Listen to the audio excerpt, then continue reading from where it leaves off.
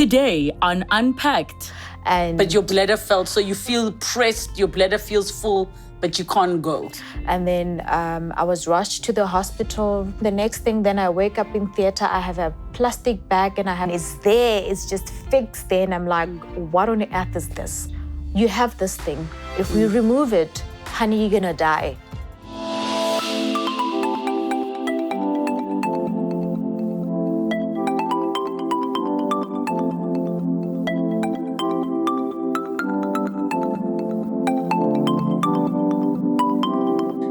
Living with renal failure has its many challenges, and today's guest is here to share her story. Let's unpack. Teresho Kadi is a 31-year-old woman who has spent most of her life in and out of hospital. Born in Limpopo, she has struggled with renal failure, a kidney condition, since the age of 9. Her journey continues. This is her story. Let's unpack. Teresho, welcome to the show. Thank you so much for joining us. Thank you for having me. So explain to us what renal failure is. Basically, renal failure is the whole disruption of your urinary tract, depending from patient to patient. But then in my case, you are looking at deformability of your kidneys, your bladder, and your ureters. So it's the entire urinary tract with my case. Yes. So what was childhood like for you, just in terms of your health and medical side of life? My childhood, honestly, it was a very happy childhood. That I'm not going to lie. It's just, unfortunately, as I was growing, at the age of 9, I had my first major operation, which I do not have that. I don't have much details about it to exactly what were they trying to do. But one thing that I remember from my parents is that they were trying to rectify the urine excretion. It will be going backwards. I'll be having a whole reflux situation. So that's where the issue came about. And then I was constantly complaining about stomach ache, stomach bug, and consistently so, and going to the toilet, I don't know, more than 20 times in a day to just pee. Yes. So after that major op happened, did life get a bit better for you from what you can remember? After that major op, life continued as normal. I went for, I think what I would say, it was routine checkups. But then looking back now, I was mostly going to GPs, so I don't know exactly what is it that they were treating at the time. But then, like I'm saying, stomach ache was something that I was constantly complaining about, back pain. So that is something that over the years, until my teenagehood, it's something that I was going back and forth with the doctors about. So yes. So what was the next major thing that happened in terms of your health? The major thing that happened was in 2007, was in grade 11. All of a sudden, when I went to the toilet, when I had to go and pass out urine, unfortunately, I got the shock of my life. I got a very big surprise. I couldn't. It was just droplets of urine that were coming out. But your bladder felt, so you feel pressed, your bladder feels full, but you can't go. Honey, the pressure is there. And when the pressure is building up, slowly but surely, I could also see that my stomach was, getting a bit bigger. So that was raising, it was a very big alarm to me. And then I was rushed to the hospital, and they put me on a catheter to drain out the urine. However, from that point, I was taken to a doctor. However, the doctors at that time, they couldn't really tell what the issue was. They just said, I have a big mess. And a mess. I mean, like, what are you talking about? What is that? So my parents decided to, look for other second opinions. That's when they took me to a gynecologist who actually looked further into the situation. And what happened when you went to visit the gynae? When I visited the gynae, he asked me to lay down on his table, and he did the scan. He saw the same thing that the previous doctors saw, this big black thing around my abdomen. He asked me to go to the toilet and pee. I did that, and I came back. He checked again. There was no sign of any improvement. I think I went to the toilet about 3 times. And the third time I came back, he just yelled at me to say, I told you to go pee. And I said, but I did. So he took the bucket and put it right here so that he could literally see if I'm actually telling the truth, if I'm passing out urine. And I did. Now, after that experience with him, he realized that we have a big problem. My bladder was not emptying completely, and already when he looked at my kidneys, they were swimming in fluid, which I would assume that it was urine. So at that time, he made it clear that I need to drop everything that I was doing. I need to drop out of school and go and seek urological assistance, because then I was in big trouble. Yes. And how did you and the family take those news? I mean, I've always had this thing of saying that if I don't look sick, I'm not sick. So that was the attitude. That's how we took it. And I was quite convincing to my mother to say, like, I'm not going to drop out of school. No, I have, a whole life ahead of me. Why should I do that? So I just said, Ma, do I look sick? She said, no. I'm like, so why do I have to drop out? Life continued. So I did not attend to my medical needs. I went on about my other life businesses until life caught up with me just in the following months. It wasn't even 3 months that passed. What was it that started to happen? What started to happen was the excretion of urine. Yeah, now it became something constant. I couldn't pass out urine. And then the pain, everything just became, more unbearable. So I was taken to the hospital. And when I got to the hospital, it was found that already we are dealing with a case that it has escalated. It's something that they could have prevented. But then at that point, I was in and out of hospital for the entire year until they had to actually have a plan of action, in place. However, I was in matric during that year. So the major operations that they wanted to do, I literally asked them to say that, can we have whatever treatments that we can do, but then leave me to try to complete my matric year. And then the following year, we'll look into all the surgeries that you guys want to do. So I was in and out of hospital dealing with infection. I was on catheters. And just so everybody understands, the catheter is what they insert to basically empty your bladder. And under normal circumstances, Yes. Any patient that cannot be moving in the bed gets the catheter so they don't have to go to the toilet to pass urine. That is very accurate. So during that time in 2008, so I was mostly on the catheter, but then in hospital. So sometimes I'll be discharged with the catheter. And you need to remember that a catheter, it's a foreign object that you introduce to your body. So meaning that you are prone to infection. It doesn't matter how much you try to be clean, how hygienic you try to be. And it's something that, a body's not used to. It's a foreign object. It's also uncomfortable to a certain extent.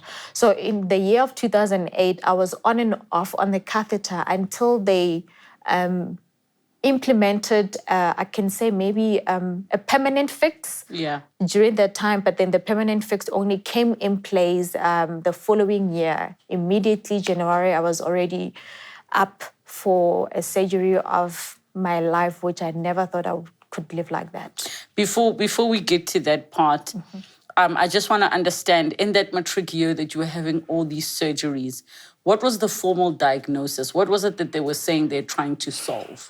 Honestly speaking, before then, it was just, like I said, we were dealing with abdominal pain, recurrent abdominal pain, and then reflux of urine. So urine constantly coming back into the body, which should be excreted. So it's all the toxins coming back in. The urine should be going out, but then in my case, only a certain amount would go out, and then the rest of it would remain in the bladder and then go back to the kidneys. So when the urine stays in there, it also creates infection, and the blood is also, you can only carry, the bladder can only contain a certain amount of urine. So in my case, it was way beyond. It was way beyond. So during that year, it was actually just trying to manage that, the excretion, making sure that, okay, we empty the bladder, and then we don't have that recurrent situation of whereby the urine constantly refluxes back to the kidneys. So that was what we're dealing with throughout the year of 2008 until we had a permanent fix. Did you get an opportunity to write your matric finals and finish school at that time? Yes, I did. Under the circumstances, I fought as hard as I can. I did write my matric, and even if it wasn't the best year of my life, however, I did manage to pull through, and I wrote, and I did pass at the end of the day. So what was this major op that you had to undergo? So the major op that I had to undergo was, it came with a physical change that, honestly speaking, I was not aware of. It was a shock of my life. I had to, when I woke up from theater, the doctor, they explained a bit of what I was going to do. They just said, you're going to have a bag of urine. I'm not in the medical field. So when somebody says you're going to have a bag of urine, your mind goes, what is it going to look like? And then here I am, the next thing, then I wake up in theater, I have a plastic bag and I have with this big thing just bombing out, on the outside of my abdomen. Is there, it's just fixed there. And I'm like, what on earth is this? Wow. So I had to have that stomach bag or an ileostomy bag for 7 years. So meaning I had no control over my urine. So the urine will come out whenever, however. And with that being a bag, it's a plastic bag. So the irritation around the skin, it will leak. There were just so many issues around it, the infection that you would get. So in essence, the bag would be around here. The bag literally sat here. Yes. So if I'm sitting here right now, if maybe I'm itching when I'm doing this, you will hear the plastic irritation sound. So it will literally sit on the outside of your abdomen. So that's what I had to deal with. And obviously that's because basically your system is not working and doing what it needs to do. And the temporary solutions of catheters and them, you having to go in and out for your bladder to be emptied was not working. Did this solution, which you described as permanent, did it solve the major issues you were experiencing? In terms of the excretion of urine, yes it did. In terms of excretion, because of course I didn't have control. Yes. The urine would come out 24/7, you understand, Yes. 27 around the clock. However, it also had its own issues. Yeah. I had a lot of recurrent infections. I was in and out of hospital almost, every second month or every third month. So they had to try to control the infection level in my body. So that was the offside part of it. And as well as, I think, the psychological part of it. As a teenager, when you are just having a plastic bag. A bag. I want to wear a bikini. I want to wear a crop top. And this thing is something that people do not know about. So every single time when you literally take your top up, you have to explain yourself to people. Or when it's full, it will leak. Or, of course, it will make that big bubble, The bulge, so yes, exactly. Yes. You have that. So it was also the psychological part of it to say, how can I best live with this thing? However, over time, for me, in as much as that was the solution that I was given, I had always had this thing behind my mind to say, look, we are evolving constantly. Education, medical, technology, innovation, it's always there. So I constantly asked, isn't there anything else other than this that I can, use? Can I ask you, just with regards to the bag itself, could you feel when the urine was passed, or you only felt because the bag was there? At times I could feel because of the pressure. Yes. The pressure there, the pressure of the urine when it came out. Yes. And this thing, how it was designed was the fact that they made a path a pathway which was designed using your intestines, your large intestine. So they will cut off your large intestine or your small intestine and connect it to the bladder and drag it out your abdomen. So you have something pinkish that will be pointing out. It looked like a very small penis. Wow. So when the urine came out, of course, that contraction, the muscle, you would feel it. So in a way, yes, I did feel when the urine was coming out, even if it was not all the time, but I did feel. Yes. I did. And what were some of the practicalities that you had to deal with of having, emptying your own bag, cleaning the hole, or let me say the partition where the urine would come out and those type of things? I think the practicality of it mostly was because of the bag. It's you paste, remove, paste and remove. So you had to change it every maybe second day because of the glue. What we use to attach the bag on that thing, it's more like a glue. Yes. So when it's exposed to the heat of the urine, it melts. So the skin will have that irritation. And over the years, the skin, will peel. And however, I can't go on with life without having the bag. Yes. So whether I had changed it that day and I can see that my skin has peeled, I have to plug it on. And even the resources, the bags themselves, honestly, it was very difficult. I mean, to have them. I couldn't live without them. It's a need. If you don't have it, then I'm literally peeing on myself. So having to outsource those bags was very much important. I had to have them, and I'll change maybe the bags 3 times a week. So in a month, I'll need about 20 bags, and I had to make sure that I'm clean. And also the smell. Remember, urine, and if you are a chronic patient, you drink medication. So the odor is very important. You don't want the people around you to all of a sudden having, the smell of urine. Exactly, to have that smell. So those are some of the things that you have to deal with constantly. Or when you're traveling long distances, just for example, if I'm going home to Limpopo, I had to connect the longer bag and attach it to my bag so that when this one is full, it decants into the other one. So even the clothing, so you just had to find your way around it to say, okay, how am I going to do this? From a psychological point of view, right? Had the doctors, they say to you, this is permanent, but you say you always had this hope that technology, something would come about. How did you manage that on a day-to-day? For me, in everything, I fight in my mind. Before I can actually go to the battle, if I can win the battle in here, then I know that I should be fine. So even from a psychological point of view, in as much as I was told that you have this thing, if we remove it, honey, you're gonna die. Yeah. I lived with that thought for years.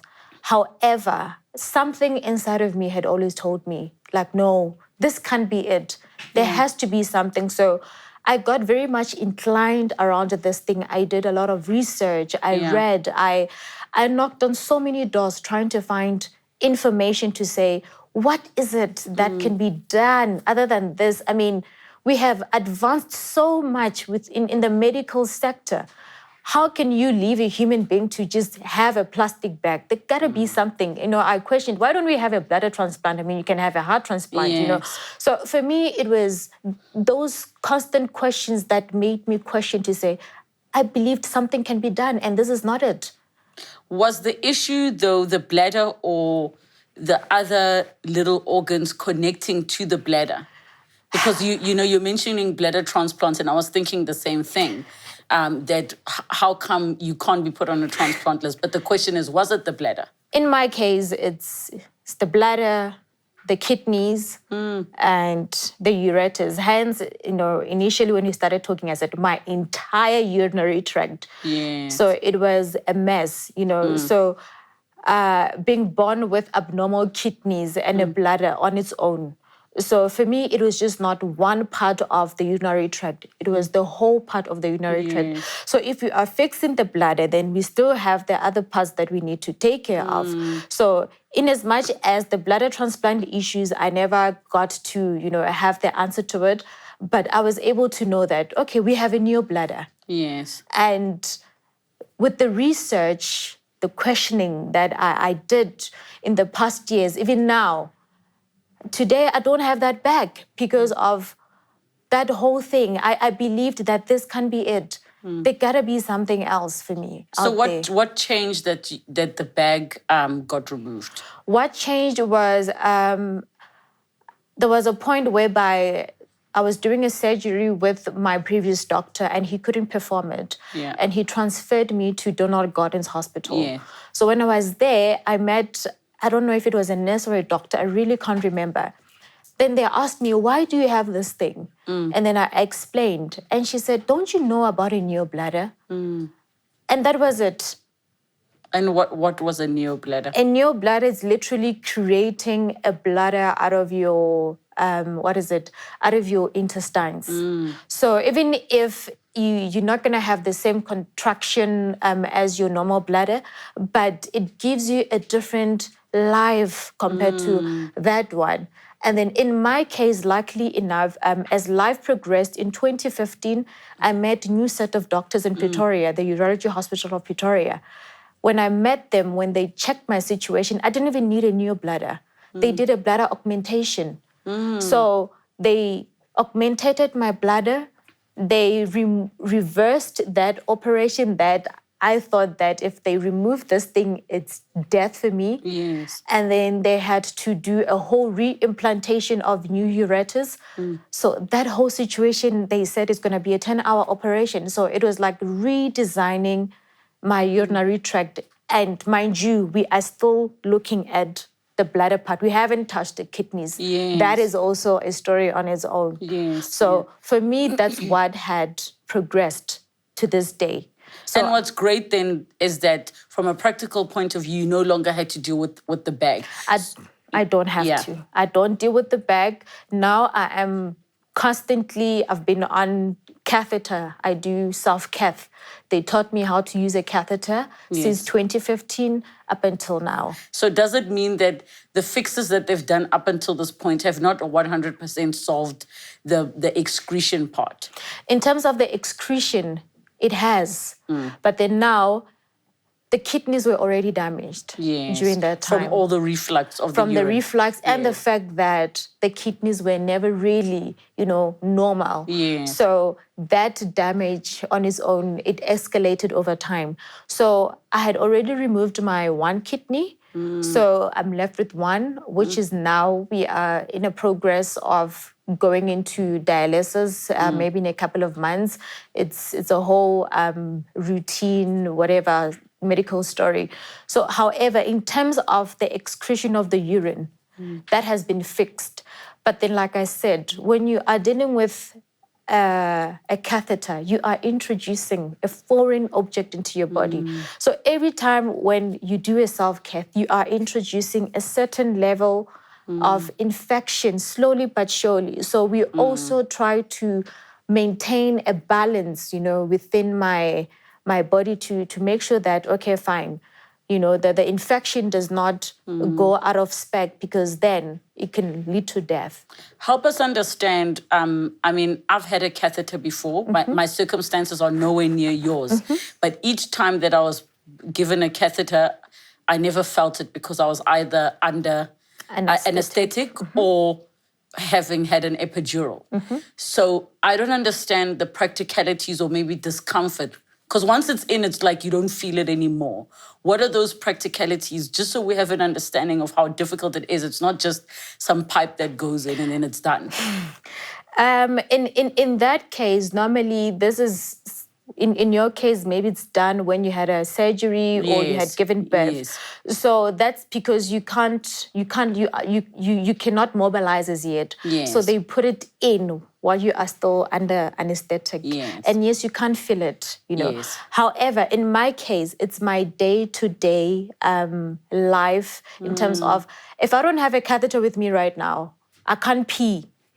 So it's So I think this is the part that's confusing me is Okay. that you say the bladder issue was sorted, right? So does that mean the part that was sorted is the part of the urine going back up Yes. was sorted, but the excretion part is not sorted. Hence, you need the catheter to help you. Okay, I got you.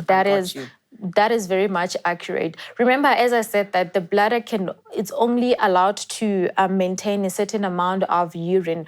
So in my case, even now on my own, I can't pee on my own. So I still need assistance. So the thing that changed is the mode of assistance that I use. I moved from the back, and then now I'm on the catheter, of which for me, I feel like it's much more better than what I had before. Yes. Even if the catheter also has its own disadvantages, but it did not bring any physical changes, it doesn't bring me any eyes. I'm one person who knows what's happening. When I go to the toilet, I go on about my business, and that's it. And in the case of a self-cath, you only use it each and every time you need to go to the toilet. So it's just there to facilitate you passing the urine, but it's not going into a bag or anything like that. No. Self-cath, I do self-cath probably 4 to 8 times a day, depending with the amount of fluids that I would have consumed. So every time I feel like, because even the pressure, that pressure is like, it's time. I just go to the loo, I just put in the catheter, and then once it's done, then I just rinse it and throw it away. Then I'm done until the next, release that I need to have. So that's what's happening. Do you find yourself limiting your liquid intake because you want to not go to the toilet as much? At this point, in terms of limitation of liquid intake, it's not necessarily based on the catheter now, it's based on the renal function. Because now, like I said, that I have one kidney that is left, and then now we're talking dialysis. So if you are a renal failure patient, you ought to be limited to a certain amount of fluids that you need to take, because remember, your kidneys are no longer functioning, as well as they're supposed to be. So the less you drink, the better for the kidney. You do not overwork it. So in my case is those limitations, but not necessarily on the catheter base, the fact that I have to I don't have I'm used to it by now. I mean, it's been years. I'm comfortable with it. I'm fine with it. So in terms of the liquid limitations, it's now solely based on my renal function, because I'm on stage 4, stage 5. So, and which is stage 5 is the last stage of renal failure, whereby it's dialysis or it's transplant or yes. So that's what's going on. When people speak of stages like stage 4 and 5, they would usually think cancer. So what does that mean in terms of your journey? In terms of my journey, stage 4, you have... Okay, stage 5 is the last stage, is the end stage of kidney renal failure. So at this stage, it's whereby we are talking dialysis or we're talking transplant. And if the two doesn't work, then we are talking, your death. And then in terms of stage 4, it's a baby to stage 5. So the stages, they are actually distinguished by your filtration rate of how much the kidney can actually, filter out. So with stage 4, I'm not sure of the values exactly. So however, in terms of stage 4, that's whereby the doctors, we start preparing you, or they start preparing you, for dialysis. The conversations are now coming in, because now at stage 5, now your body will be at a point whereby your organs, or they are literally failing, basically. Not even failing, they have failed, and then they need a boost. So if it's not dialysis, like I'm saying, it's a transplant. So at stage 4, that's where the conversations are at, and they are very quite serious and severe. Yes. So are you feeling afraid at the moment with regards to the rate at which you are escalating in stages? Honestly, it's been a long journey. It's been my entire life journey. And I've been afraid of dialysis all my life. I've known that it's going to come to this point. And then knowing very well that this is where we are now, it's something that psychologically I am, trying to fight. And of course, with the right team, with the right doctors, with the right support system, they help you, they assist you. Because in my case, my doctors, they did realize long time ago that I have a very serious problem with dialysis. So the preparation. In what sense? For me, it felt like it's just, that's it. Does it feel like dialysis represents the end for you? It is. It is in my case, because like I said, renal failure, it's different from patient to patient. And I've gone through a whole lot of operations, and I know how many more still needs to be done. So if I have reached this point and my mental state is at the point whereby I can't. Dialysis is like you are literally putting a mark to say, you know what, honey, this is it. This is the end. You have fought the battle and you have fought as hard as you can. In as much as, other people could tell, no, it's not as bad as it is. However, for me, I just have a different scope of it. However, I'm trying to deal with it as best as possible. Yes. Has it reached a point yet where you already are on a transplant list?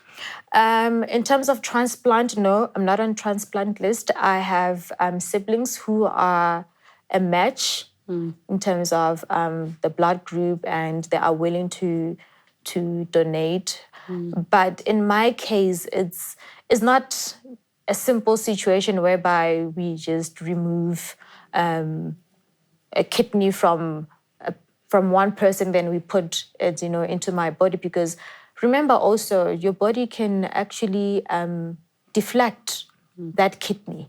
That's the other issue. Secondly, I've been dealing with infection, which is the main problem. So before we can even try to talk about transplant or even necessarily look into transplant per se, we literally have to look at the mode of this infection that I constantly battle with. Is it an infection from the current kidney that I'm having? Or is the infection coming from the bladder that was augmented? So that's where we are trying to figure out before we can even try to go as far as bringing in, a kidney, because then that will be a waste of an organ. So, especially if your body now rejects the kidney. Exactly. Yes, so if my body rejects the kidney, so we have to deal with the infection, which is the main issue. Is it ongoing, or is it because it almost sounds like you're saying it's an infection that is continuously happening? It's ongoing. It's ongoing. It's just different levels, Yes. It's ongoing. Yes, That's the situation with the infection level in my body. It's just we do not know if the source of it is literally from the bladder, or is it the kidney. If it's the bladder, then they'll have to remove the bladder before we can even do the transplant. If it's the kidney, then we have to remove the current kidney and put me full-time on dialysis before we can even, put in the transplant. So it's still quite a lot of investigative situations that I still have to, go through before we can even reach the transplant stage. Yes. Where are you today physically? I'm okay. I'm honestly okay. I'm doing much better. It's just certain things, like I said, you get to normalize them. I mean, you normalize pain, you normalize nausea, you normalize, swollen feet every now and then, your body aching. So these are some of the things that, for me, they are part of my life. So I cannot want to make a big deal out of it. So, I mean, I've dealt with it. My mental scope is already absorbed, and I'm okay with it. So physically, I'm actually doing much better. Yes, I'm doing much better. And where are you emotionally and psychologically? Emotionally and psychologically, it's a journey. It's an on and off situation. Sometimes I always say that you would feel like you are bipolar. because sometimes you think you're okay and then tomorrow it just hits you, it hits you and it hits you so hard because this thing, it takes everything. It takes so much out of you. For me to just go to work and do normal things, it takes about 3 times the energy. By the time I come back, the exhaustion, and people don't understand. And you cannot want to continue to explain yourself to people. So emotionally for me, those are the things that hit me to say, you know what, I wish I did not have to constantly be explaining the whys, why this is that, why that is that, and also the financial part of it because it's money. It is a whole lot of money. So, but then emotionally, psychologists are there. Hopefully, by God's grace, I will make my way there soon and be okay. How have you been managing the work situation? Because obviously, something like going to the toilet is such an intimate thing. So to discuss that with your employer, to make sure that the space is safe for you to use, you are prone to infections. How did you actually deal with that? This thing, it's a medical disability. Yeah. So as soon as I'm being employed or when I go into a new environment, from interview point level, I have to disclose. So when I'm in the workspace, like now the workspace that I'm in, they are supposed to provide me with a space that belongs to me and me only, because medically that's what I need in order for me to avoid all other unnecessary getaways from work, for my health. So I do that. I have my own bathroom. Bona, if I have to match for it, I will match for it. So that's the work situation in terms of my space, looking at the hygiene in terms of restrooms and all of that. Yes. What are the other things that the work has to do to accommodate? Example, many bathroom breaks and things like that. In terms of work, I think the most important thing right now, what I have noticed so far is it's just lack of information. Certain things are not out there and people are not aware of them. So at the end of the day, I still have to go in and, I'm thrown into a pool with everyone. I have to compete with everyone. So when coming to leaves and, having to be absent from work, such things. And unfortunately, as colleagues, we do not take things the same. Other people will complain. So in terms of what institutions or, our workplaces can do, they can try to look at their, adjust their policies in a way that they are a bit accommodative. Yeah. Because most of the time, if it's a sick leave, if it's a month that I need to be aware of, it's unpaid. So those are some of the issues that we are trying to slowly but surely, bring to their attention to say, look, this is a medical disability. And within that fact, I have to be accommodated to a certain level. Yes. So that's... What would you like the viewers to know about your particular journey with renal failure? Honestly speaking, what I would like the viewers to know is, first of all, just because you look good or you look okay, it doesn't necessarily mean that you're okay. I think in my case, I took that for granted. If it wasn't for that, I'd probably be telling a different story right now. So just because you look okay doesn't necessarily mean that you're okay, especially under medical, professional advice. If you're told that, if you have any doubts, go for second opinions, seek advice, and always make sure that if they say that you are, diagnosed with whatever illness, make your research. Do not only depend on the doctors, because remember, the doctor is there to do their job, but then you're going to live with that thing for the rest of your life. So you need to learn. You need to empower yourself with information and figure out how you will fit in within the society. And sometimes we have this thing of being quiet about things. it's wrong because then I'm being a prisoner of my own being while I could actually be speaking about this thing and educating the society, and the society will be receptive. The more they know about it, tomorrow when they see someone with a stoma bag, they're not going to be shocked. Now we're going to have more stoma clinics, we're not going to have issues with us having the bags being issued to us, So that is something that I would really, really like for our viewers to know. Like, nobody's going to do the job for you. It is solely up to you. If you want to live, honey, you got to live.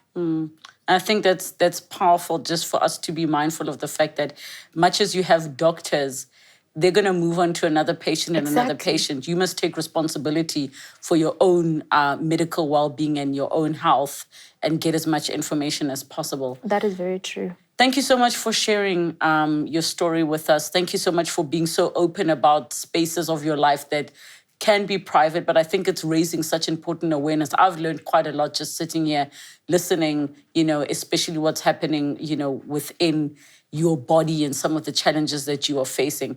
I really, really hope that it doesn't reach a point where you do need a transplant. And I hope that the stage that you're at of reaching where you have to, the discussion of dialysis, that it is something that will not overcome you psychologically. Well, thank you so much for having me. Thank you for listening. And I will definitely fight. I want to live. I mean, I've got a whole life ahead of me, so I'll definitely fight to the fullest. Good for you. Thank you so much. #Unpacked with Relebogile. What are your thoughts on today's discussion? Did you know this much about renal failure? And maybe you did because you have somebody in your life that is dealing with it. But what's interesting is how each and every case is completely different. And of course, we wish our guest for today the absolute best. Thank you so much for joining us. Have a good night. Next time on Unpacked. Ntate Sipho Hotsticks, welcome to the show. Thank you. Thank you for inviting me. You already have all these amazing awards. Why would you still feel the need to get a matric certificate? Well, it was not even about the certificate. Certificate is paper. It's knowledge. Knowledge gives you power. And power is not necessarily material. So it becomes a... Sorry. It's okay. It's such a big deal. Yeah. It's a big deal.